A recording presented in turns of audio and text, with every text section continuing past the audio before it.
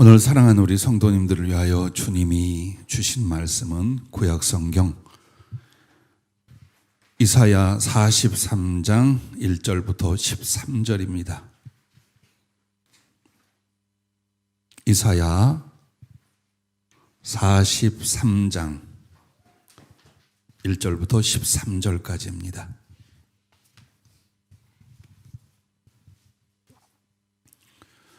찾으셨으면 함께 봉독하도록 하겠습니다.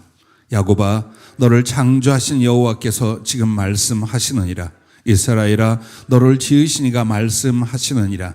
너는 두려워하지 말라. 내가 너를 구속하였고 내가 너를 지명하여 불렀나니 너는 내 것이라. 네가 물 가운데로 지날 때에 내가 너와 함께 할 것이라. 강을 건널 때에 물이 너를 침몰하지 못할 것이며 네가 불 가운데로 지날 때에 타지도 아니할 것이요 불꽃이 너를 사르지도 못하리니 대전하는 여호와 내 하나님이요 이스라엘의 거룩하니요 네 구원자임이라. 내가 애굽을 너의 속량물로 구스와 스바를 너를 대신하여 주었노라. 네가 내 눈에 보배롭고 존귀하며 내가 너를 사랑하였은즉 내가 네 대신 사람들을 내어주며 백성들이 네 생명을 대신하리니 두려워하지 말라. 내가 너와 함께하여 네 자손을 동쪽에서부터 오게 하며 서쪽에서부터 너를 모을 것이며 내가 북쪽에서 이르기를 내놓으라. 남쪽에 이르기를 가두어 두지 말라. 내 아들들을 먼 곳에서 이끌며 내 딸들을 땅 끝에서 오게 하며 내 이름으로 불려지는 모든 자 곧 내가 내 영광을 위하여 창조한 자를 오게 하라. 그를 내가 지었고 그를 내가 만들었느니라. 눈이 있어도 보지 못하고 귀가 있어도 듣지 못하는 백성을 이끌어내라. 열방은 모였으며 민족들이 회집하였는데 그들 중에 누가 이 일을 알려주며 이전 일들을 우리에게 들려주겠느냐. 그들이 그들의 증인을 세워서 자기들의 옳음을 나타내고 듣는 자들이 옳다고 말하게 하여 보라. 나 여호와가 말하노라. 너희는 나의 증인 나의 종으로 택함을 입었나니 이는 너희가 나를 알고 믿으며 내가 그인 줄 깨닫게 하려 함이라. 나의 전에 지음을 받은 신이 없었느니라. 나의 후에도 없으리라. 나 곧 나는 여호와라. 나 외에 구원자가 없느니라. 내가 알려주었으며 구원하였으며 보였고 너희 중에 다른 신이 없었나니 그러므로 너희는 나의 증인이요 나는 하나님이니라. 여호와의 말씀이니라. 과연 태초로부터 나는 그이니 내 손에서 건질 자가 없도다. 내가 행하리니 누가 막으리요. 아멘.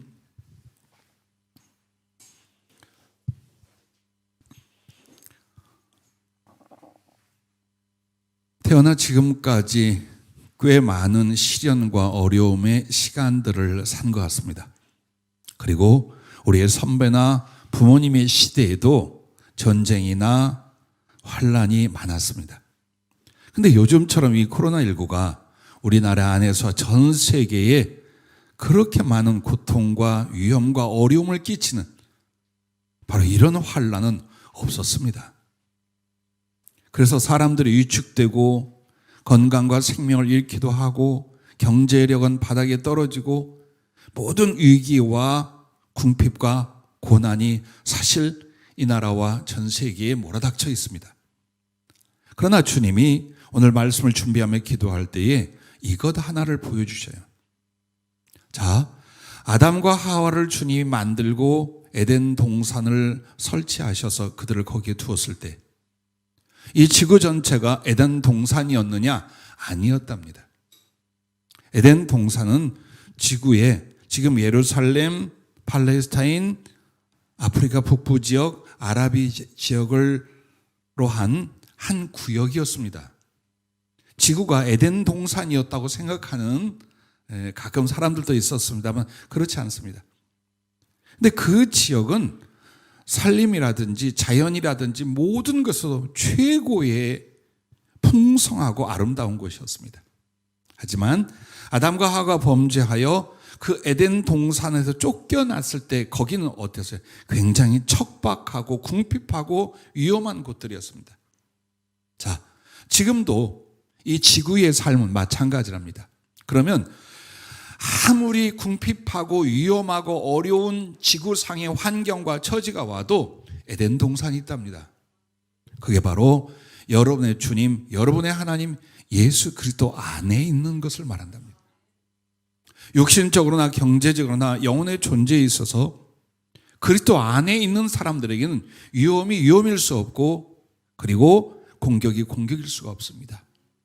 마치 에덴 동산 안에 하나님과 같이 거닐며 그 사랑과 은혜의 부여를 나누고 있던 아담처럼 여러분도 세상에 있지 마십시오. 세상에 있지만 영으로 그리스도 안에 계시기를 주의 이름으로 축복합니다. 자, 주의 종의 마음이나 생각과 주님하고 차이가 많아요. 어디서 차이가 있느냐? 항상 설교를 20여 년간 제목서부터 내용을 말씀해 주셔서 작성하고 전합니다. 그러나 때로는 행사나 상황에 대하여 우리 성도들, 우리 교회에 이번엔 이런 내용의 말씀이 전해지거나 필요하겠다라고 생각을 할 때가 있습니다. 저는 정말 여러분의 그 사랑과 헌신의 눈물겨운 특별 작정 예물을 드린 그것에 대하여 주님의 마음이나 주님의 어떤 메시지를 그 방향에서 전해드리는 것이 시기적으로 우리에게 마땅하고 또 우리 안에 나름대로 더 큰 감사와 보람과 기대를 가질 수 있지 않을까라고 생각을 했어요. 하지 말래요. 몇 번을 기도하는데 내가 너를 사랑한다 그래요. 아멘 그랬죠. 그랬더니 그게 제목이다 그래요. 그래서 내가 너를 사랑하느니라 하시면서 주님이 우리를 사랑하는 세 가지가 있답니다. 물론 수천 가지가 구체적이겠지만 성경적이고 전체적으로 볼 때에 세 가지 큰 나를 사랑하는 주님의 사랑이 있답니다. 오늘은 이걸 전해라.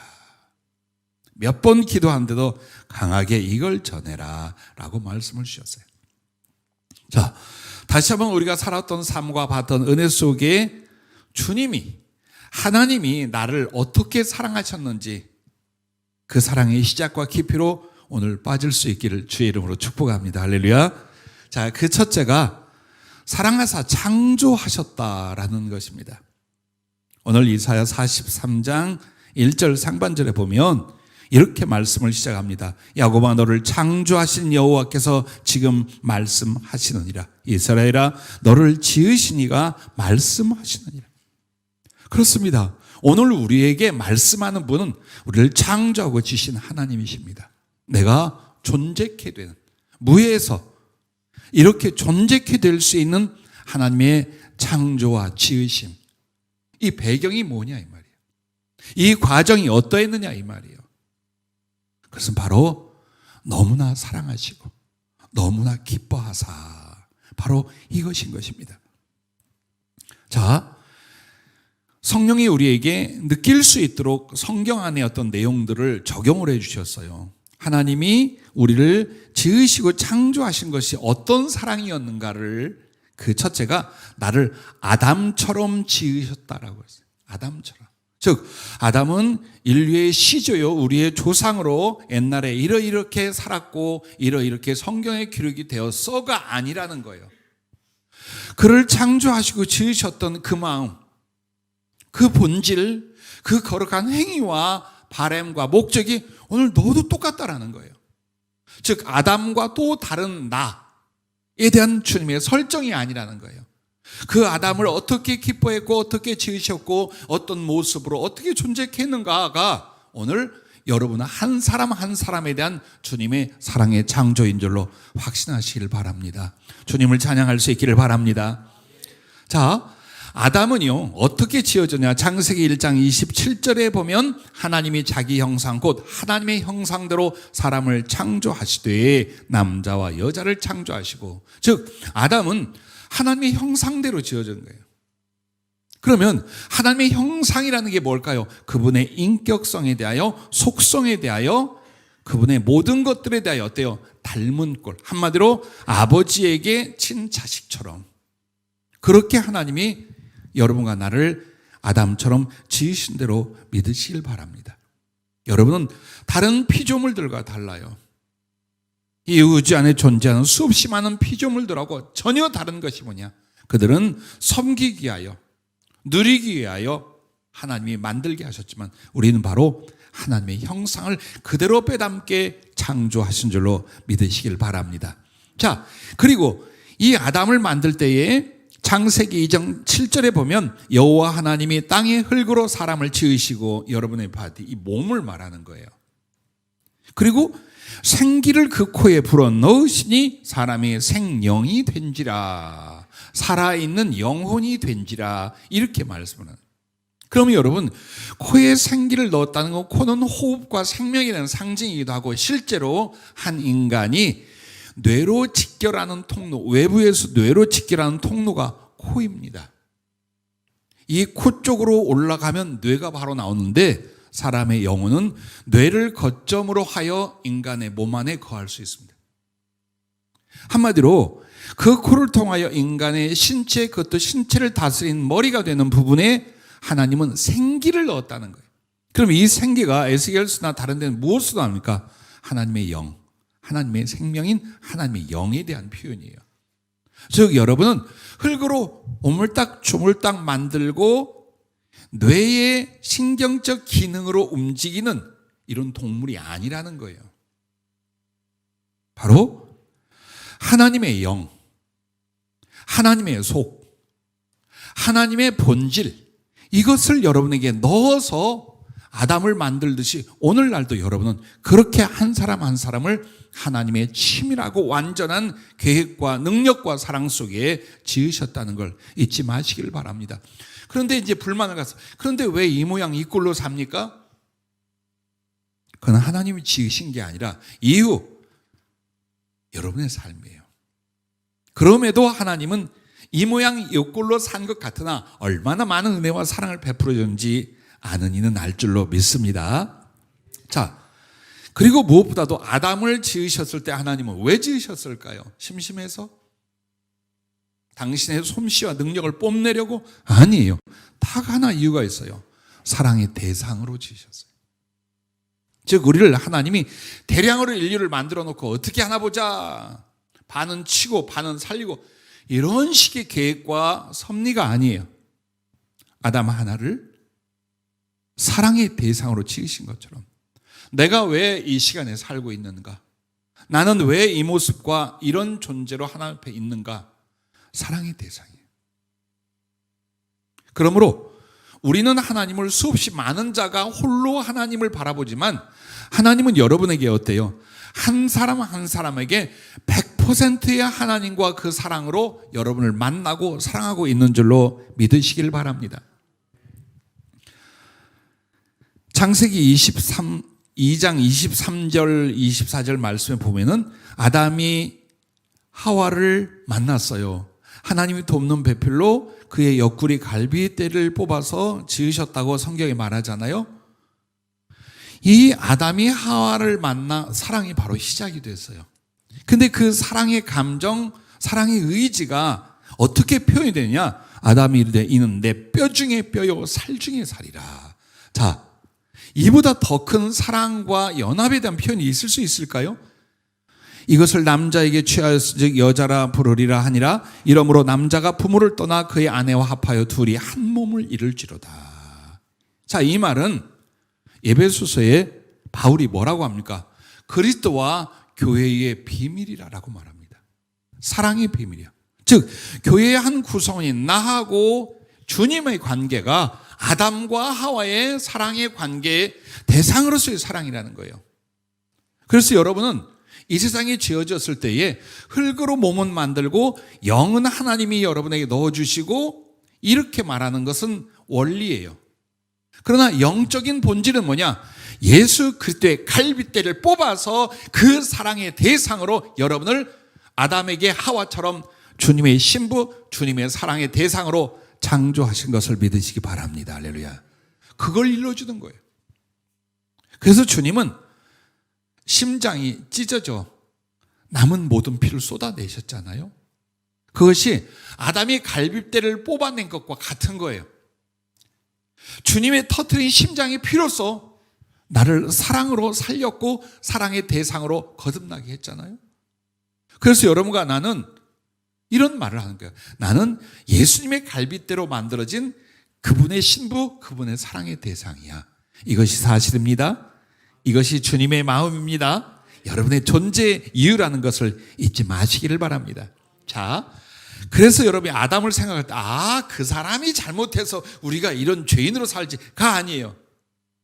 아담을 어떻게 지었는지, 어떤 사랑과 기쁨으로 사랑하여 지으셨는지가 오늘 나를 지으신 방법과 목적과 기대라는 것을 확신하시길 바랍니다. 또한 성경에 또 한 사람의 이야기를 꺼냈어요. 주님이 나를 지으시기, 그게 뭐냐? 나를 이삭처럼 낳으신 하나님이라고 했어요. 믿음의 조상으로서 우리가 아브라함을 성경에 거론해 주셨습니다. 그리고 아브라함이 정말 얼마나 하나님을 사랑했는지 아브라함은 종이라 부르지 않고 내 벗이라, 내 친구라라고 친히 하나님이 말씀하실 정도예요. 근데 이 사람에게 다 좋은데, 다 있는데 가장 필요로 할 만한 자식이 없었어요. 자, 자식이란 존재가 부모란 사람들에게 어떤 것인가 보세요. 사람은 하나님의 본질과 성품과 그리고 그의 거룩한 행위를 따라 사랑을 위해 존재합니다. 하나님도 자기 안의 사랑의 속성과 본질을, 이 사랑은 어때요? 나타내고 전하고 이루어가는 거예요. 그처럼 사람을 보세요. 어려서 태어나서 부모의 사랑을 받고 부모를 사랑합니다. 친구들을 만납니다. 그리고 나중에 연인을 만나고 아내를 갖고 남편을 갖습니다. 이 과정이 전부가 뭐냐? 받은 바 사랑을 실천하고 나누는 과정이에요. 그리고 최종적으로 한 인간에게 사랑의 열매는 무엇입니까? 아내와 남편을 통하여 낳는 자식이라 이 말이에요. 그냥 어떻게 생물학적으로 자식이 생긴 게 아니에요. 사랑을 위하여 두 사람이 만났고 이 사랑의 결실, 즉 더 집중하여 사랑할 대상이 누구냐? 부모의 사랑을 나누고 이룰 자가 누구냐? 그 자식들이라 이 말이에요. 그러니 아브라함에게 외아들 이삭을 얻게 하는데 얼마큼의 세월이에요? 100년, 100세가 되어서 낳았어요. 그러면 이걸 영적으로 주님이 어떻게 적용을 해주시냐 보세요. 100이라는 숫자가 성경에 자주 나와요. 근데 불길을 하거나 불행한 쪽으로는 100자를 쓰지 않아요. 내가 너를 벌을 100년을 주리라 이런 말씀 안 합니다. 시련과 연단에 40이라는 말들은 있어도 100이라는 말은 항상 하나님의 수요, 하나님의 축복의 수요, 하나님의 기뻐하는 전 시간의 영원의 시간을 상징하는 거예요. 100이라는 게. 그래서 자, 아브라함이 주님이요 하나님의 마음이라면 이 아브라함이 이삭 하나를 갖게 하여 100년 동안을 사모하고 기다리고 갈망합니다. 그렇게 해서 낳은 아들 이삭을 얼마나 기뻐하고 보배같이 여겨 사랑했는가를 보십시오. 그게 하나님과 여러분의 관계래요. 그럼 우리 하나님은 여러분을 이 세상에 존재케 지으실 때에 어떻게 했느냐? 여러분의 구원과 존재에 대한 예정이 창세 전이라고 말해요. 이것은 영원 전이라는 뜻이에요. 즉 시간이 만들어지기도 전에 여러분은 어디에 있었어요? 사랑으로 말미암아 그리스도 안에, 하나님 안에 있었어요. 여러분 지금 나이가 몇 살이라고 말하지만 그거는 육체로 존재한 세월일 뿐이지 여러분의 영혼과 근본은 어디에 있었어요? 하나님 안에 있었어요. 시간과 이 세상이 만들어지기 전에. 그러니 그 기간 동안 그렇게 해서 내가 지구의 어느 해에 태어났어요. 이 기간 동안 주님은 마치 아브라함이 이삭을 그리워하고 사모했던 시간처럼 이 영혼의 시간을 그렇게 사랑하고 기뻐하고 사모하고 기대하셔서 여러분을 세상에 존재케 하셨답니다. 믿으시기 바랍니다. 그리고 영원히 느낄 수 있기를 바랍니다. 여러분은 그냥 존재가 아니에요. 버려져 있는, 알아서 살아야 될 그런 피조물이 아니에요. 하나님의 최고 사랑의 대상이요. 어떤 그리움으로, 어떤 사랑의 기대로, 어떤 희생을 쏟아서 여러분을 지으셨는지 이해할 수 있기를 바랍니다. 자, 세 번째는 보십시오. 여러분을 사랑하사 창조하셨는데 나를 그리스도처럼 기뻐하신 하나님이에요. 즉 여러분과 나를 지으실 때에 프로그램되는 컴퓨터나 기계에 의하여 프로그램되거나 공장에서 물건을 찍어내듯이 자동차나 배를 만들듯이 이렇게 한 게 아니에요. 좀 전에 말씀드린 예배소서 1장 3절부터 보면은요, 우리에 대하여 주님의 마음, 하나님의 그 마음이 내가 어떻게 존재하고 구속을 받는 이 과정에 하나님은 어떤 마음으로, 어떤 가슴으로 이걸 진행하셨는가가 나와 있어요. 찬송하리로다. 하나님 곧 우리 주 예수 그리스도의 아버지께서 그리스도 안에서 하늘에 속한 모든 신령한 복을 우리에게 주시되 곧 창세전에 그리스도 안에서 우리를 택하셨다는 것은 우리가 없는데 생각으로 택한 게 아니에요. 이미 창세전에 영으로 하나님 안에 존재했어요. 지으심 자체가 사랑의 택함이에요. 그리고 그것은 영원전 창세전이라고 말씀하고 있어요. 근데 보세요. 우리를 사랑 안에서 그 앞에 거룩하고 흠이 없게 하시려고 그 기쁘신 뜻대로 우리를 예정하사 예수 그리스도로 말미암아 자기 아들들이 되게 하셨으니 이는 그가 사랑하시는 자 안에서 우리에게 거저 주시는 바 그의 은혜의 영광을 찬송하게 하려는 것이라 라고 하는데, 성경을 자세히 보면은, 개정된 성경에 보면은 이 에베소 1장 4절과 5절 사이에 이 말씀이 있어요. 4절에 보면 그리스도 안에서 우리를 택하사 우리로 사랑 안에서 그 앞에 거룩하고 흠이 없게 하시려고 라고 나와 있죠. 그리고 5절에 그 깊으신 뜻대로 우리를 예정하사인데, 그게 이렇게 해석이 가능하답니다. 그게 뭐냐? 우리로 사랑 안에서 이 부분을 어디로 붙이느냐? 5절로 넘어가는 거예요. 사랑으로 예정하사라는 뜻이, 즉 사랑으로 그 깊으신 뜻대로 우리를 사랑으로 예정하사라고 해석이 원어에서는 된다라고 덧붙여 있어요. 자세히 보세요, 여러분 성경을. 그럼 이 말이 뭐냐? 더 쉽게 말하면 주님의 기쁘신 계획과 그 즐거운 마음의 작정이 일어났어요. 그런데 그 내용과 방법과 목적은 뭐예요? 사랑으로. 나를 예정하고 택한 건 기쁘신 뜻 안에서 사랑 안으로, 즉 사랑으로 말미암는 거예요. 즉 나 하나를 이 세상에 태어나게 하실 때에 영원 전부터 하나님은 당신의 그 거룩한 사랑의 계획을 너무나 기쁘게 만드셨어요. 기쁘게 품으셨어요. 그리고 그것을 우리에게 이루시고 우리를 그 대상으로 삼으신 건 그의 사랑 안에서, 사랑의 방법으로, 사랑의 목적을 위하여. 할렐루야. 그렇게 여러분과 나를 지으신 거예요. 하나님이 나를 지으셨다는 거 다 알아요. 그러나 어떤 방법과 어떤 가슴, 어떤 사랑으로 나를 지으셨는가를 잘 이해하지 못하거나 느끼지 못하는 크리스찬이 많아요. 오늘 그래서 다시 한번 주님은 이렇게 해서 말합니다. 그리고 보세요. 오늘 이 에베소 1장 3절부터 6절에 보면 그리스도 안에서, 그리스도로 말미암아, 이게 4번이나 나와요. 즉 성경에서 여러분을 말할 때 그리스도와 연결해요. 예수 그리스도 안에서, 예수 그리스도로 말미암아, 이 말이 계속 나옵니다. 자, 왜 그럴까요? 그리스도는 하나님의 유일한 아들이에요. 그리고 하나님의 사랑의 대상이에요. 그리고 하나님의 형상이며 영광이고 하나님의 본체와 상속자예요. 그러므로 예수님보다 더 기뻐할 존재는 없는데, 이 예수님에게 붙여주는 사랑의 모든 명칭이 누구에게 해당이 돼요? 여러분에게 해당이 돼요. 한번 보세요. 예수님을 뭐라고 말하시면서 아버지가 기뻐하셨는가? 근데 그 예수님 향한 아들이라는 명칭부터 시작하여 모든 수식어, 사랑의 대상의 수식어가 오늘 성경 전체에 여론을 두고 말하고 있어요. 비유가 아니에요. 예수 그리스도를 사랑하는 그 아버지, 그를 기뻐하시는 우리 하나님은 바로 이 예수 그리스도 안에서, 예수 그리스도로 말미암는 건 예수님으로 말미암아 예수님을 기뻐하듯, 예수님을 사랑하듯 너를 그렇게 기뻐하고 사랑하는 거야 라고 말씀하시는 것입니다. 믿으시기 바랍니다. 그래서 하늘나라에 가면은 예수님이 하나님의 유일하신 독생자 아들이시잖아요. 그럼 여러분은 뭐라고 하느냐? 여러분도 하나님의 아들이라 해요. 하나님의 딸이라 해요. 그래서 예수 그리스도를 사랑하고 기뻐하고 수여하는 모든 주님의 사랑이 그대로 우리에게 적용이 된다. 바로 이것을 여러분이 다시 한번 돌아보시랍니다. 그래서 그리스도를 사랑하고 기뻐하듯이 나를 사랑하고 기뻐하여 지으셨다는 사실. 그러므로 여러분과 나는 오늘 어떤 은혜를 받았느냐, 어떤 기도 응답으로 말미암아 하나님이 나를 이만큼 사랑했다, 그걸 확인하는 게 아니에요.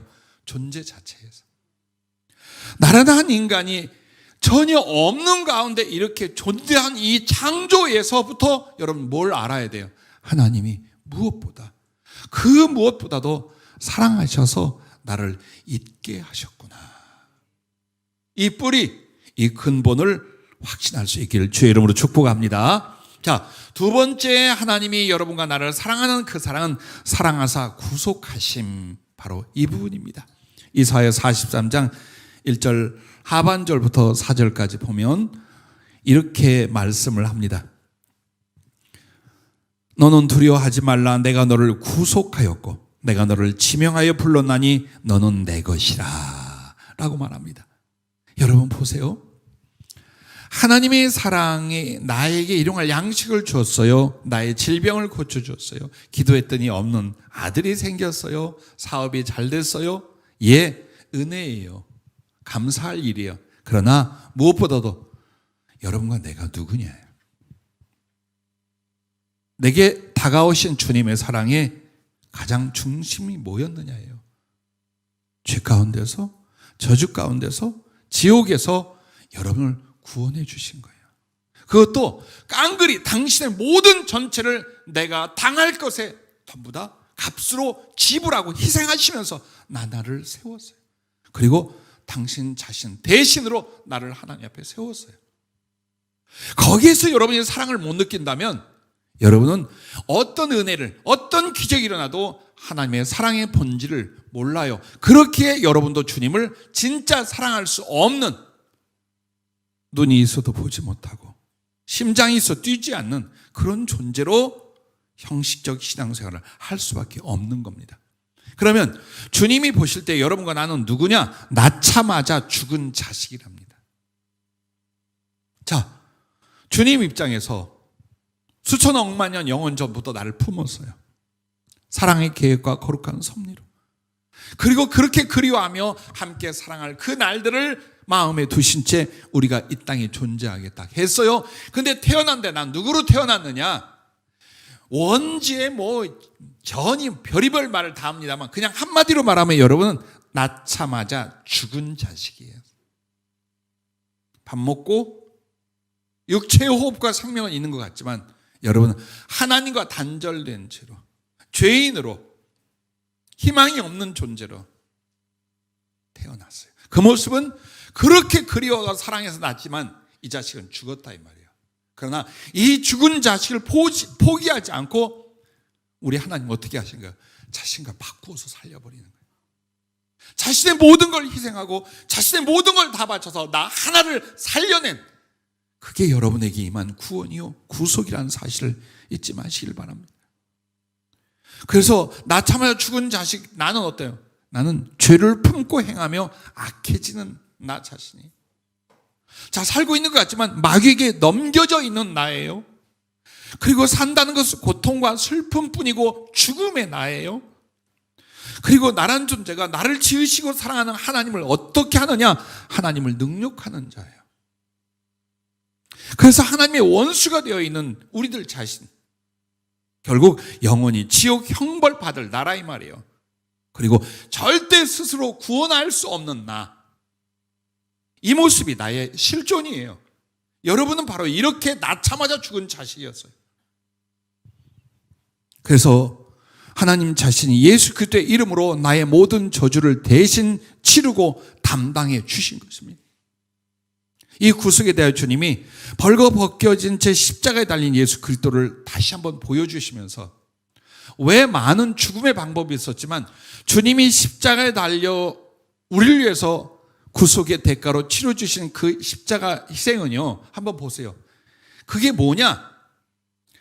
내가 당한 모든 저주를 다 담당하시고 나를 인해 모든 것을 빼앗기신 거예요. 다 빼앗겼어요. 아무것도, 벌거벗은 몸에 살까지 찢고 피까지 쏟아냈어요. 나를 인해 모든 것을 빼앗기셨지만 또한 나를 위해 모든 것을 다 내어주신 하나님의 사랑의 마음이며 행위이며 모습이 십자가에 벌거벗겨 달린 그리스도 우리 주님의 모습이라는, 머릿속에 떠오를 때마다, 가슴 속에서 꺼내어 십자가를 생각할 때마다 보세요. 내가 당할 모든 저주, 영원한 지옥의 형벌까지 십자가 위에서 내 주님이 그걸 대신 다 당해 주셨어요. 왜? 살리려고. 근데 왜 살려야 되는데? 사랑하니까. 그리고 그 사랑을 이루게 하여 대신 죽고 대신 지옥당하고 대신 모든 능력과 저주를 받으시고, 그렇게 해서 하나님의 영광도, 그분의 아름다움도, 그분의 거룩함도, 그분께 돌아갈 모든 찬양과 영광조차도 다 빼앗겨 버린 거예요. 동시에 그 빼앗김은 또 나에게 어때요? 모든 걸 내어주신 거예요. 살아갈 수 있도록, 구원받을 수 있도록, 그리스도를 사랑할 수 있도록 우리에게 당신의 옷까지 마저, 그리고 벗은 몸에 그 찢어내는 살점들까지, 남은 피 사지에서 흘리다 못해 심장에 고여있는 것까지 찢어 터뜨려서 우리에게 내어주시는 거예요. 그래서 여러분의 고향이, 여러분의 거듭남이 어디에 있느냐? 십자가에 있는 거예요. 그 십자가의 주님을 묵상하고 기억하고 교제하면서 날마다 하나님이 어떻게 나를 사랑하시는지, 그 사랑의 내용이 무엇인지, 나는 이 사랑을 위하여 어떻게 살아야 될 것인가, 계속해서 여러분한테 씨앗과 열매로 나타날 수 있기를 주님의 이름으로 축복합니다. 오늘 이사야서에 보면은 제가 청년 때 주님을 영접하고 회개하고 돌아와 죽을 목숨 살아났어요, 실제로. 그리고 얼마 안 돼 은혜를 받고서 이 성경을 읽다가 이렇게 이 구절을 본 거예요. 대저 나는 여호와 내 하나님이요 이스라엘의 거룩한 이요 내 구원자임이라. 내가 애굽을 너의 속량물로 구스와 스바를 너를 대신하여 주었노라. 네가 내 눈에 보배롭고 존귀하며 내가 너를 사랑하였은즉 내가 내 대신 사람들을 내어주며 백성들이 네 생명을 대신하리니. 구약 시대에 이스라엘 지키기 위하여 여러 나라가 희생을 했고, 이스라엘을 공격하거나 악을 행하면 하나님이 그들에게 보수하고 지켜주고, 이런 내용을 말하는 거예요. 근데 나에게는 이 일이 실제로 그때 있었어요. 하나님을 인정하지만 중고등학생 때에 교회 몇 번 나갔어요. 하나님 계시다고 인정하고 그 다음에 종교란에는 기독교라고 썼어요. 그러나 교회를 다닌다든가 그 하나님을 알고 섬긴다든가 그로 말미암아 구원을 얻고 하나님 나라가 어떻게 해야 되나 아무런 개념도 마음에 받아들임도 없었어요. 오직 몸뚱이 하나로 내가 원하는 꼭 올림픽 나가 금메달 따는 거, 그리고 체육과 교수가 되고 지도자가 되는 거, 이걸 위하여 모든 걸 다 하려고 살았어요. 그러다가 척추 부서져 다리 부러져 온몸이 다 엉망진창이 되어 고칠 수 없는 불구가 됐어요. 남은 게 뭘까요? 증오와 고통과 두려움밖에 없어요. 하루하루가 지옥 같아서 죽으려고 몇 번을 하다가 그때 내가 사랑을 받은 사람들이 있어요. 한 자매와 40대 중반의 어머니와 고등학생, 이렇게 세 식구가 사는 가족이었어요. 그들이 우리 집 근처에 이사 왔고 그런 인연으로 친해졌어요. 근데 이 가족들이 나를 신앙으로 전도하고 이끌려고 얼마나 많이 기도하고 노력했는지 몰라요. 심지어는 그 자매와 우리 어머니가 사랑하고 친해져 결혼을 시켜서 자살하지 않고 그래도 살아갈 수 있도록 하려고 계획을 다 세웠어요. 이 부분에 대하여 불구해요. 20대 초반에 성질만 어마어마하고 아무짝에 없는 불구의 청년에게 딸을 기꺼이 주어 가정을 이루게 하려고, 그래서 살리려고. 그 집사님의 어머니는 그런 분이었어요. 그래서 계획과 결정을 내렸어요. 그리고 날짜를 잡으러 어머니와 저를 만나러 이 자매는 오기로 했는데 안 오고 가보니까 세 사람이 다 죽었어요. 그때 당시 주변에 있는 어디 공장에서 흘러나오는 신나 약품과 그리고 집에서 그 연료로 쓰는 연탄가스가 배합되어서 가족이 두세 시간 만에 다 절명을 했어요.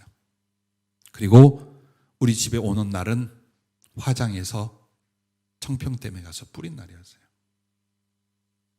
그 충격으로 하나님을 찾기 시작했어요. 그들이 나에게 전해주려 했던 예수님, 그리고 하나님의 나라, 이게 지워지지 않는 거예요. 더 심각한 고통과 번뇌가 일어나고 이젠 정말 죽어버려야 하겠는데 이게 잊혀지지가 않는 거예요. 내가 죽는다 하면 난 그들이 말하고 내가 인정했던 하나님과 그날에 갈 수 없어. 왜? 구원받은 일이 없어. 죄 가운데 살았어. 이건 내가 알아. 나는 지옥이야. 지옥이 없다 하더라도 나는 그냥 소멸되고 존재하냐. 죽음의 실체에 대하여 내가 고민할 수 있도록 주님이 느끼게 하기 시작을 해요. 그리고 그 가족들이 어떤 어려움 속에서 어떤 신앙으로 거듭나고 또 그 사랑으로 나를 위해 기도하고 신앙으로 이끌려고 했는지 이게 이제 겹쳐지기 시작한. 그래서 그 하나님을 만나려고 가까운 교회에 나갔고 거기서 기도하다가 십자가에 달린 예수님이 직접 나타나 주셨어요. 그리고 살아났어요. 자, 이 성경 구절 그때 백성들의 생명을 대신하여 내가 너를 구속하고 살렸다라고 하죠. 나는 이것이 영적 비유가 아니에요. 구약 시대의 사건이 아니에요. 난 실제로 세 사람이 죽어서 내가 예수를 믿고 살아나게 돼 있어요. 물론 그들이 하늘에서도 위하여 중보하고 내 영과 주님께 대한 충성을 위하여 기도하겠지만 어쨌든 나는 실제로 나보다 나이가 어린 그리고 정말 외로움 속에서 주님을 위하여 행복해하던 그 가족들이 셋이 죽음으로 나 하나가 살았어요. 이 말씀이 내 인생에 얼마나 강력한 하나님의 사랑으로 그리고 거룩한 사랑을 나눠야 될 책임으로 왔는지 몰라요. 오늘 여러분은 누군가가 무엇인가가 대신 희생을 한 정도가 아니에요. 그리스도 예수 그분이 여러분의 생명을 대신했어요. 여러분의 죄악과 지옥의 모든 저주를 대신하셨어요. 그리고 여전히 그분은 하늘 보좌에 앉아 계신 게 아니라 여러분 곁에 와 계셔요. 그것을 잊지 마시기를 바랍니다.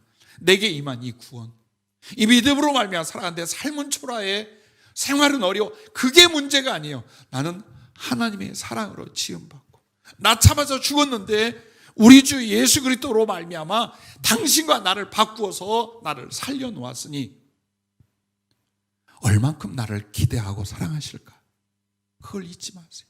그래서 여러분의 신앙생활에는 가장 중요한 게 종교적인 행동과 행위들이 아니에요. 예수 그리스도 우리 하나님과의 사랑의 교제와 교통이 실제로 인격 속의 생활 속에 일어나는 그 문제예요.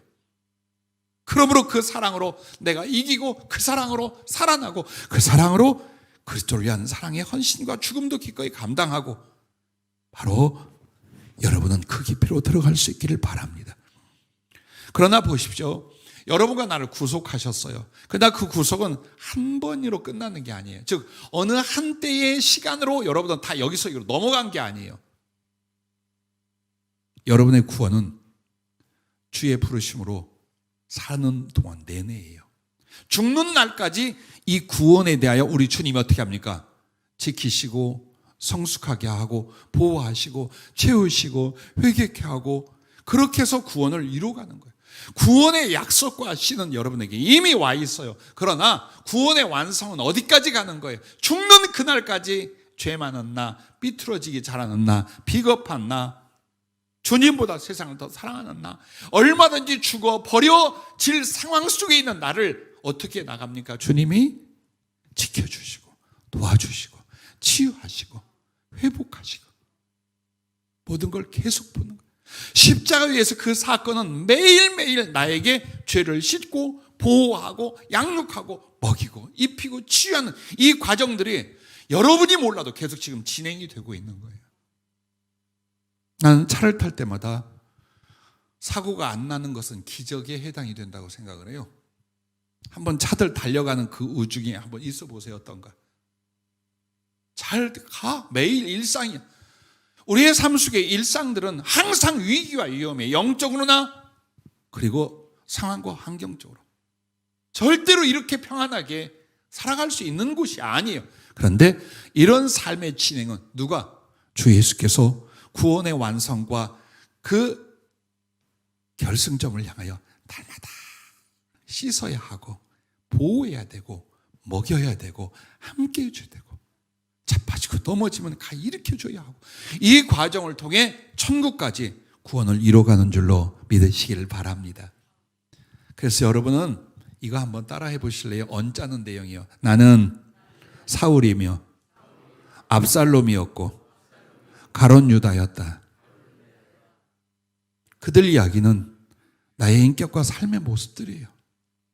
그런데 주님이 어떻게 합니까? 그걸 끄집어내고 고치고 치료하고 바꾸시고, 그러기 위하여 당신 살과 피와 가슴을 계속 집어넣고 이 과정을 통하여 구원의 사람, 그래도 그리스도를 사랑하는 사람으로 여러분을 만들어 오신 것, 바로 이게 주님의 구원인 줄로 믿습니다. 그래서 언제 여러분 기억하세요. 아담의 가슴에 사랑했던 하와, 그게 바로 예수님 앞에 나라는 거예요. 뼈 중에 뼈요, 살 중에 살이로다. 그래서 아담이 어떻게 합니까? 그렇게 하나님을 사랑했고 순종을 했어요. 근데 아내가 뼈 중에 뼈요, 살 중에 살이라는 그 하와가 배반을 했어요. 죄를 범했어요. 그리고 죽을 지경에 갔어요. 아담이 어떻게 합니까? 죽음의 길을 같이 가요. 왜 그랬겠어요? 나도 한번 따먹어 볼까? 너 맛있어, 나도 맛있어. 우리는 이렇게 주일학교식 이야기를 만들어냅니다. 자, 내 뼈 중에 뼈요, 살 중에서요, 내 한 몸이라 했어요. 이 사람이 죽음의 길을 가요. 나 혼자 살려고 하겠어요? 행여 나의 속죄, 내가 이 여인을 버리지 않고 이 여인에게 함께 죽음의 길을 가면서 살려낼 수 있기를 기대했다는 거예요. 아담이 그래서 어쩌면 하나님께 대한 그 순종치 못함은 조금도 격려하거나 칭찬할 내용이 아니에요. 그러나 주님과 우리 사이로 빗대어 볼 때 아담은 죽음에 빠진 자기 사랑하는 여자를 위하여 함께 죽음의 길을 가요. 그렇게 해서 살리기를 원해요. 이게 예수님의 가슴, 우리를 위한 예수님의 행위랍니다. 그래서 여러분은 아담의 가슴에 있는 하와, 바로 이 모습처럼 주님이, 내가 주님을 배반하고 내가 주님 앞에 죄 가운데 던져지고 때로는 주님 앞에 정말 파렴치하여 말할 수 없는 영적 상태, 삶의 존재 있을지라도 그 낮아진 곳에, 그 넘어진 자리, 피 흘리는 곳에 주님은 여전히 또 쫓아오시는 거예요. 죽어도 함께 죽고 살아도 함께 사는 것, 이것이 하나님의 사랑, 주의 구속의 사랑이라는 걸 죽는 그날까지 잊지 마시기를 바랍니다. 자, 세 번째, 우리를 어떻게 사랑하시냐? 사랑하사 상속하심이라는 이 부분입니다. 상속이라는 것은 자기의 모든 재산을 넘겨주는 거예요. 사람의 말로 치자면. 그러나 하나님이신 우리 예수 그리스도, 그분은 여러분과 나에게 상속자로 세웠다는 건 자신과 자신의 모든 영광과 소유를 다 내 것이 되게 하는 거예요. 네 거다. 이 나라가 너의 것이고 나의 모든 능력이 너의 것이고 그리고 내가 너의 소유이다. 그래서 이 상속이라는 건 하늘나라의 한 부분을 우리에게 주시는 게 아니에요. 하나님과 그의 존재와 그의 모든 소유를 다 여러분에게 넘겨주는 거예요.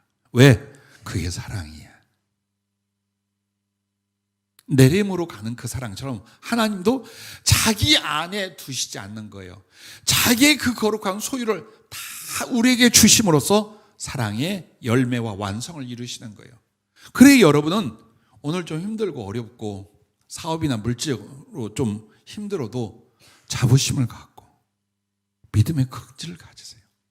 하나님과 그의 모든 소유가 누구의 것? 마스크 썼다고 대답을 안 해요 지금. 여러분의 믿음은요 입으로 시인하는 대로예요. 보세요. 절대로 아멘 하는 분들 말씀이 금방 가물가물해져요. 근데 실수라도 아멘 하잖아요. 이게 뇌리 탁 비켜 가슴으로 와요. 자, 3분의 1 대답하시죠. 이사야 43장 5절부터 7절에 보면 하나님께서 이스라엘을 흩어버리십니다. 포로되게 하고 도망가게 하고, 그래서 그들의 보금자리에서 완전히 고난의 지경으로 떨어지게 하는 거예요. 그랬는데 그럼에도 불구하고 동서남북 각 나라 각 지역 역사 속에서 당신의 백성들을 불러 모으겠다는 거예요. 그러면 이 말씀을 오늘 우리에게 한번 적용해 봐요. 하나님이 우리를 불러 어디로 데려가는 거예요? 용인으로는 아닌 것 같아요. 우리를 부르시는데 어디로 부르는 거예요? 주님의 나라로 데려가는 거예요. 이 세상에 흩어져 있고 죄와 세속이 우리를 착고로 묶어 있다 할지라도 주님은 감옥에서 풀어낼 것이며 포로된 자를 다 불러내는데 어디로 부르냐 이게 주님 보좌 앞 그 나라로예요.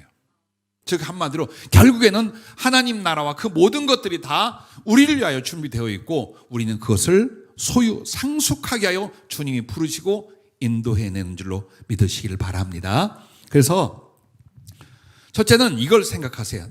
우리는 이미 하나님의 아들이에요. 이미 즉 죽어서 천국 가서 하나님의 아들, 하나님의 자식이 되는 게 아니라 이미 여러분은 하나님의 아들이요 자식이에요. 그러면 누가복음 15장 22절에 아버지의 것을 가지고 나가서 허랑방탕하고 거렁뱅이 되어서 아버지께 뉘우쳐 돌아오는 그 소위 말하는 탕자 이야기에 나와요.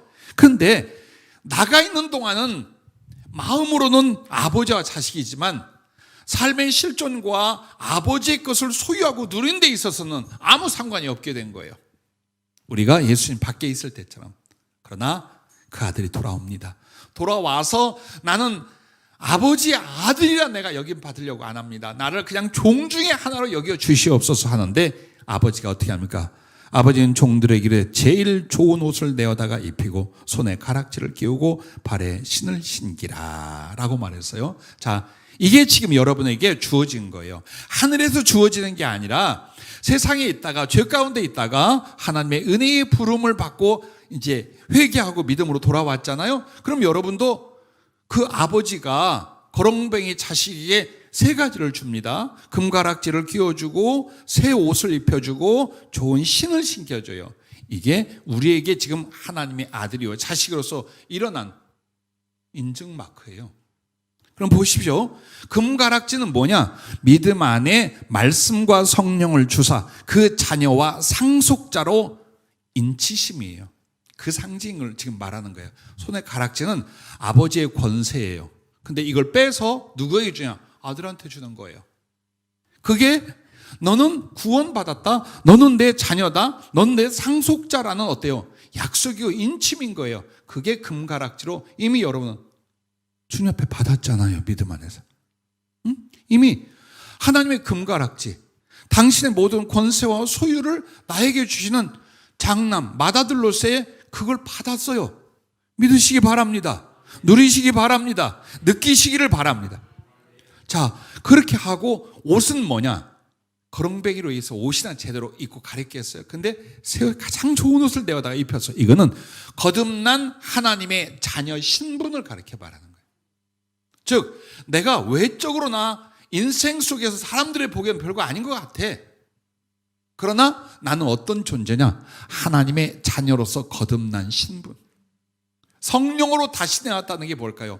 하나님의 자녀가 되었는데 바로 그 신분이 되었다는 거예요.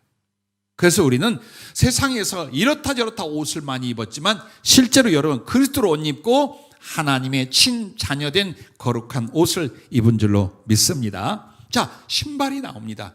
맨발로 얼마나 참 힘들고 어렵게 그리고 구차하게 살다가 아버지 집에 돌아왔을까요? 그 부르트고 찢긴 발에 가장 좋은 새 신을 신겼어요. 그럼 그 자식이 준 새 신은 오늘 우리에게 뭘까요? 그리스도의 사랑에 붙들려 주님 사랑과 충성의 길을 가는 사명의 삶을 가르쳐 주시는 거예요. 즉 우리는 이제 막 살지 않아. 우리는 낭비와 삐뚤어진 길로 가지 않아. 내가 살아가는 건 우리 주님의 그 사랑에 붙들려서 당신과 그 나라를 위한 사명의 삶을 살 수 있게 만들어 주신 거예요. 왜 이걸 귀중히 여기지 않아요? 왜 돈보다 세상의 권세보다 사업보다 왜 이것들을 훨씬 기뻐하고 감사하고 가슴속에 자랑하지 않아요? 왜 우리는 예수 믿을 때 뭐가 잘 되거나 기도응답 때 이게 하나님의 영광이라고 왜 우깁니까? 응? 은혜의 일부예요. 수차 뒤에 있는 거예요. 그런 것들은 진짜 하나님께 감사하고 영광 돌리고 여러분이 크게 기뻐하고 자신감을 가져야 될 것은 여러분이 하나님의 자녀가 됐어요. 믿음과 성령으로 인쳐주셨어요. 그리고 내가 거듭났잖아요. 나의 존재와 인격과 나의 신분이 하나님의 사람으로 거듭났잖아요. 그리고 내가 어딜 가고 있어요? 세상 거 주워 먹으러 다닙니까? 응? 거렁뱅이로 삽니까? 아니잖아요. 물질 때문에 인간관계 짤쩔매면서 신앙인인지 사명자인지 아예 그거 다 던지고 이루고 다닙니까? 그 나가 있는 탕자의 거렁뱅이 모습이에요. 돌아왔잖아요. 사는 방향을 정하셨고 사는 목적과 이유를 가졌잖아요. 근데 그것이 나의 의지예요? 그리스도의 그 사랑이 나를 너무나 강하게 붙들어 나도 이 주님을 사랑하여 이 사명으로 산다. 이거 여러분이 결정했고 가난하던 여러분 가고 있잖아요. 기뻐하십시오. 자긍심을 가지십시오. 그리고 이미 그때 모든 부요가 이 인침 가운데 여러분의 것이 되어 있음을 믿으시기 바랍니다. 그래도 내가 세상에 살면서 이건 필요하고 이건 주의를 필요합니다. 예, 그 믿음 안에 구하세요. 그리고 여러분은 사랑과 순종으로 살아보세요. 세상에서 하나님이 주신 것들로 하나님의 자녀요 그리스도를 사랑하는 사명자로서의 달란트를 넉넉히 주실 줄로 믿습니다. 그리고 보세요. 하나님과 그 나라를 예비해 놓으셨어요. 그러니까 여러분과 나 어때요? 이 땅에서 너무 희망을 키우지 말아요. 이 땅의 삶에서 뭘 얻고 이루겠다 이쪽의 희망을 주님 나라 가는 것보다 더 앞세우지 마세요. 참 비참하고 외로워요. 한번 생각해 보세요. 내가 나이가 이만큼 되어서 몇 년 동안 이걸 이루고 몇 년 동안 이걸 돼야 돼. 주님 아시죠? 이게 내 욕심이 아니라 주님의 영광 때문에. 아니요. 잘 생각해 보세요. 거기에 두지 말아요. 근본 내 소망은 주님 만나는 날. 주님께 이 거추장스러운 고통과 죄성의 육신의 옷을 벗고 가장 진실하고 순수한 사랑으로 예수님의 얼굴을 직접 배우는 그날, 그곳, 이게 가슴에 사무쳐 있어야 돼요. 그거예요. 그리고 이것만이 우리의 진실이고 우리의 이후 미래의 사실이에요. 없어. 이 땅의 건 다 탈락시킬 거예요. 다 벗어버릴 거예요. 근데 여기다 마음과 인생과 영혼을 쏟으면 주님 앞에는 가겠어요, 솔직히? 그래서 주님이 그렇게 살지 말라고 우리를 시련하고 연단하고 그거 넣고 왜? 잃어버리게 만드는 거예요. 이 미련을, 이 욕심을 주님과 그 나라보다 더 사랑하는 것들을 잃어버리게 만드는 게 은혜인 줄로 믿으시길 바랍니다. 그래서 아무튼 여러분은 하늘나라를 직접 보지 못하며 상세히 몰라도 그동안 성경을 통하여 혹은 간증을 통하여 혹은 기도하면서 여러분이 생각하고 느꼈던 바로 하나님 나라, 이것을 이미 예비해 놓으셨습니다. 그리고 여러분과 내가 어느 날 새털처럼 가벼워지면 아침에 일어나야 되겠는데 일어날 때마다 여러분 어때요? 머리 아프고 허리 결리고 몸 무겁고 또 출근해야 되나 오늘은 또 하루 어떻게 그러잖아요. 근데 딱 여러분 일어나는데 너무 자유롭고 가벼워요. 그러면 하늘나라 가 있는 줄로 믿으시기 바랍니다. 여러분이 꿈에도 그런 주님 한번 배웠으면 하는데 주님이 여러분 딱 앞에 앉았어요. 그러면 여러분 하늘나라 간 거야. 즉 우리가 육체로부터 벗어난 세상을 떠나는 것 정말 순식간이에요. 어느 날 한순간이에요. 그리고 그것이 언제 우리에게 은혜로 주어질지 몰라요. 그러므로 준비하는 것과 설레이고 사모하는 것이 땅이 아니라 하늘이 될 수 있길 주의 이름으로 축복합니다. 발버둥 치고 아파도 모든 삶이 사실은 그렇게 중요한 게 아니었어요. 주님이 이 속에서 고생하며 하늘에서의 위로가 무엇인가를 알게 하는 수고의 시간들일 뿐이에요. 그래서 여러분에게 주님과 그 나라가 준비되어 있음을 믿으시기 바랍니다. 자,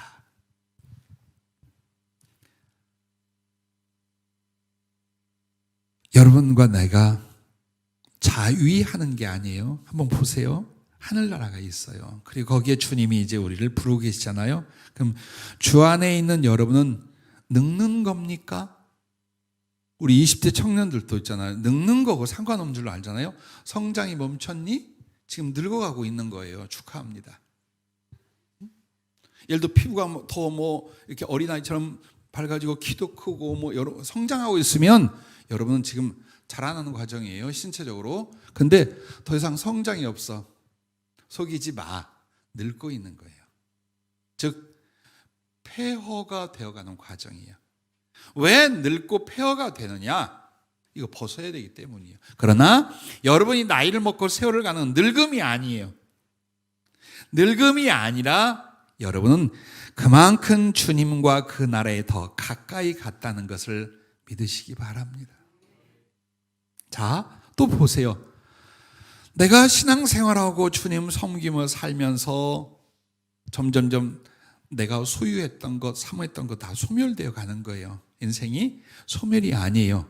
여러분은 그리스도로 바뀌어 가는 거예요. 포기한 모든 것, 잃어버린 모든 것, 소멸이 아니에요.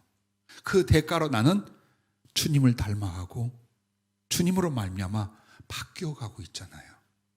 또한 보세요. 이 땅에서 신앙생활 맨날 드려라, 봉사해라, 수고해라, 이렇게 희생하는 것, 그게 어찌 희생이겠습니까? 주님 나라에 받을 영광과 상을 쌓아가는 거잖아요.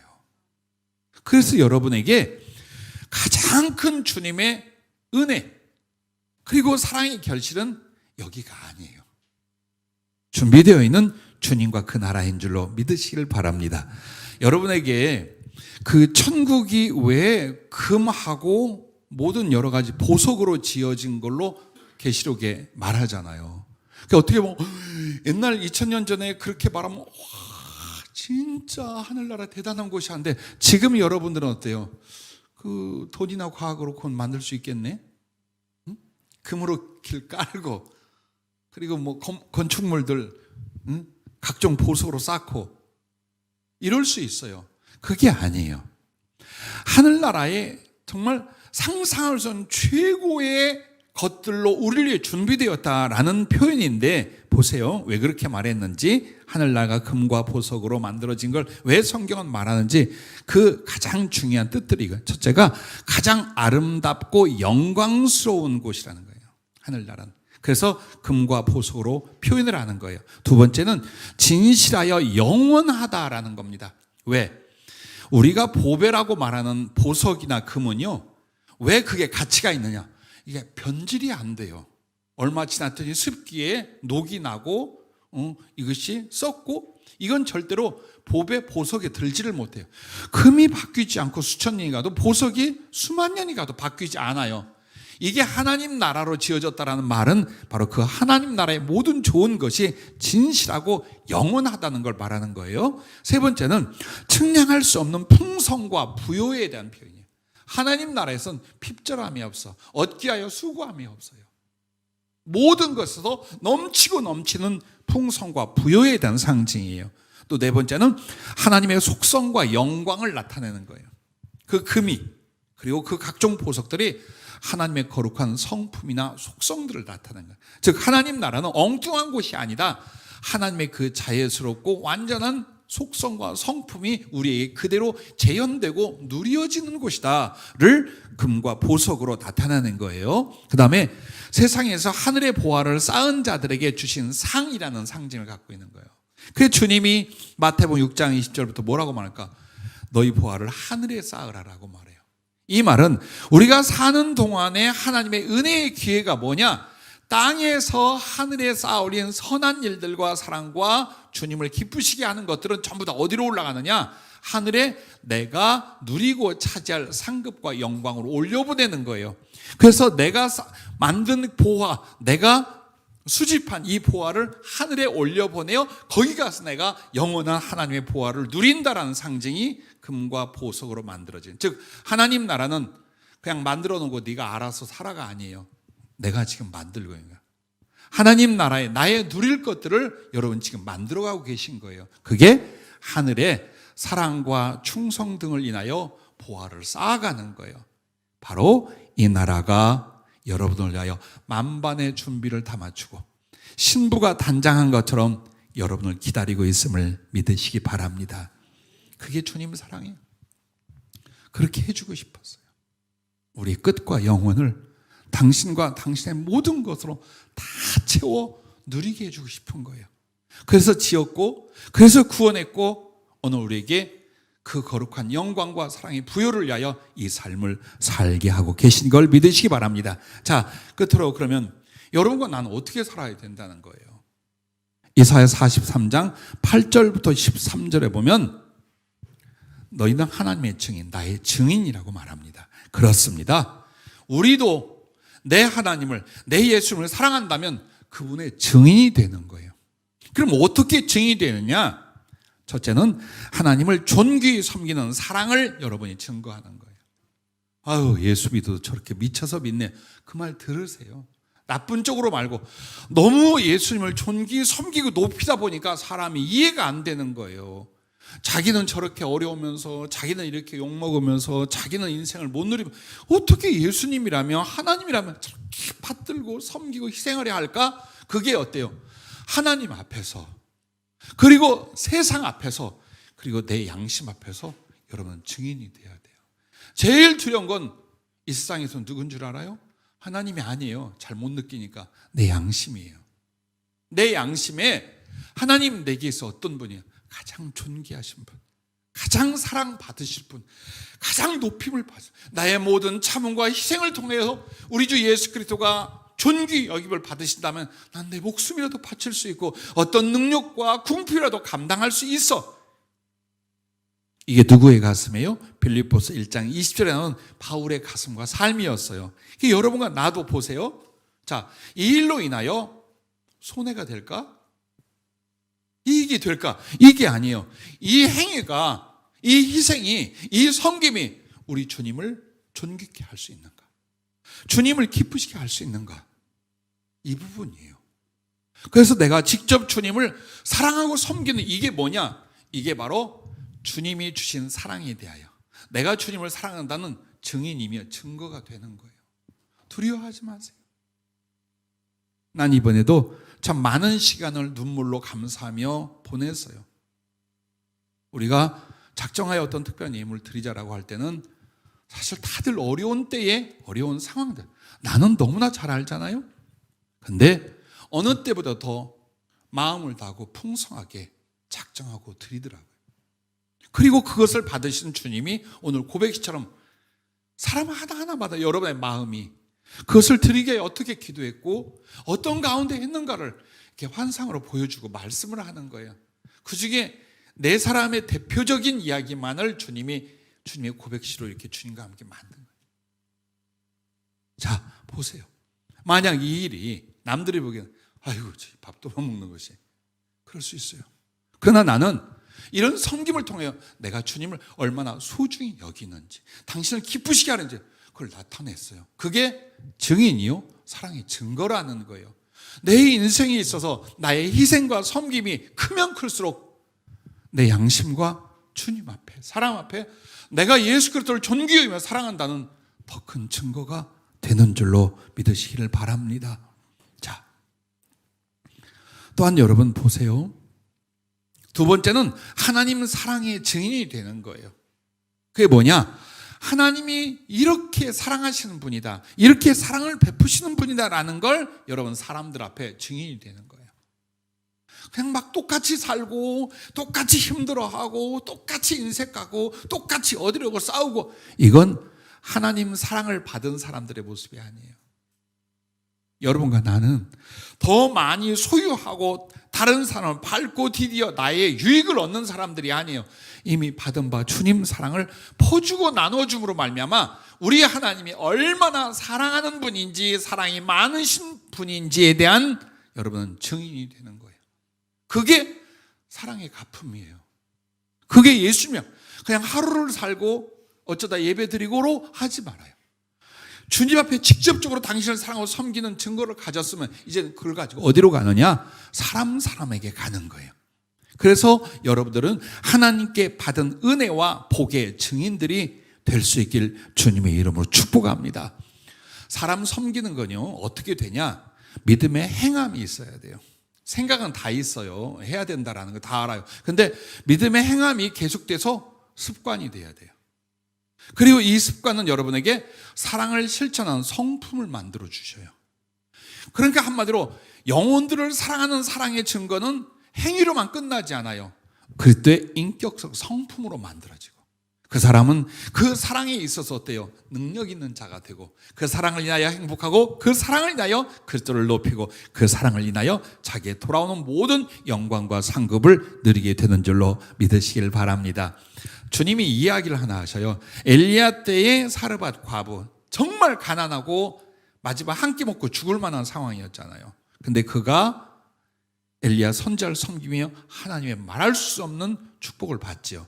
그리고 그의 제자 엘리사 시대에 또 비슷하게 엘리사 선지자를 도운 수냄 여인인데 이 사람은 아주 부자예요. 주변에서 정말 내로라 할 만한 귀부인이요 부자였어요. 그러니까 굉장히 극과 극한 상황의 사람들인데 이게 같이 연결되어 성경에 나와요. 그 이유를 아느냐 그러셔요. 이와 같답니다. 하나님과 이웃을 섬겨 사랑하는 건 가난해도 못하는 것이 아니고 부하다고 다 할 수 있는 것도 아니다.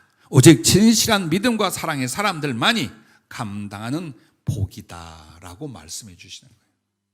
자, 난 아무것도 없어. 너무 가난해. 내일 어떻게 될지 몰라. 그러니까 못하는 거야가 아니라는 거예요. 사라복 과부는 마지막 날 한 끼 하나님 말씀 때문에 주의 종 섬기고 하나님의 사람을 살렸어요. 그리고 나 돌아온 건 상상할 수 없잖아요. 자, 수냄 여인 너무나 많아. 그러면 그 수냄 여인이 예를 들어서 그 당시에 부자가 얼마나 많았겠어요?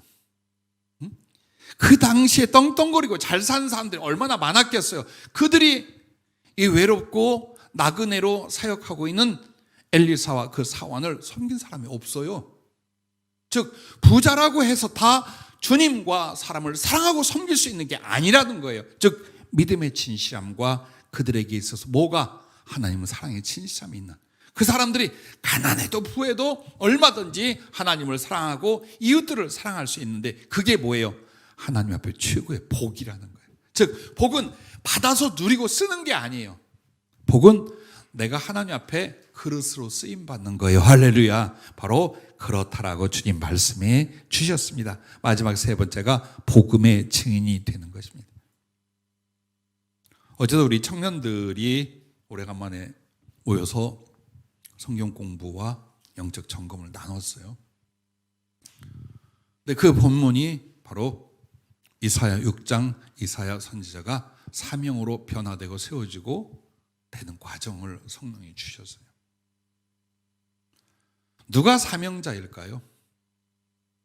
누가 주님의 종일까요? 신학교를 나와서 안수를 받은 사람이 사명자고 주의 종입니까? 그것은 세상 제도에 있어서 그와 같아요. 그러나 영적 세계, 하나님 앞에는 누가 사명자입니까? 받은 바 이 사랑과 구원을 이기지 못해서 이 사랑과 생명을 전하지 않고는 살 수 없는 사람들이 사명자요 주의 종들이에요. 그러나 이것은 하나님의 선택이 아니에요. 누구에게나 해야 될 거룩한 의무인데 하는 사람이 있고 안 하는 사람이 있을 뿐이에요. 잊지 마세요. 시간이 없어요. 여러분을 인하여 예수 믿은 사람이 몇 사람이 있어요, 인생에?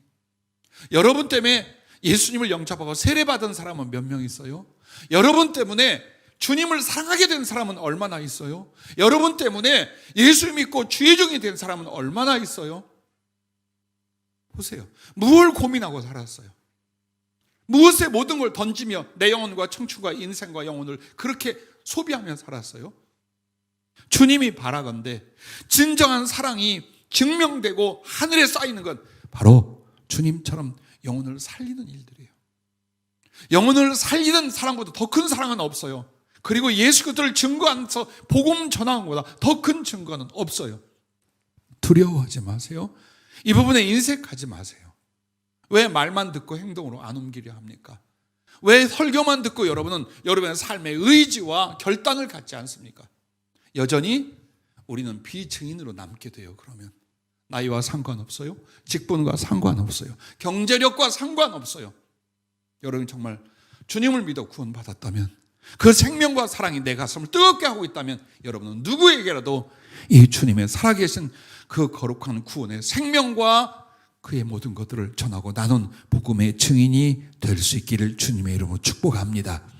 그래서 주님 앞에 3층 전 주님 보좌 앞에 오는 이가 전부 다 누구예요? 구약과 신약 시대에 다 하나님의 생명의 복음을 전한 사람들이에요. 이보다 더 큰 사랑이 없다 하여 주님이 그렇게 주셨다는 것을 잊지 마시기를 바랍니다. 여러분 말씀을 끝맺으면서 주보에 작은 감사 인사를 드렸습니다마는 한번 여러분에게 낭독해 드리겠습니다. 이 설교의 마지막 부분이에요. 또 보니까 이번 특별 작정 헌금에 함께 섬겨 그 은혜와 복에 참여해 주신 성도님들께 주의 이름으로 축복하고 감사합니다.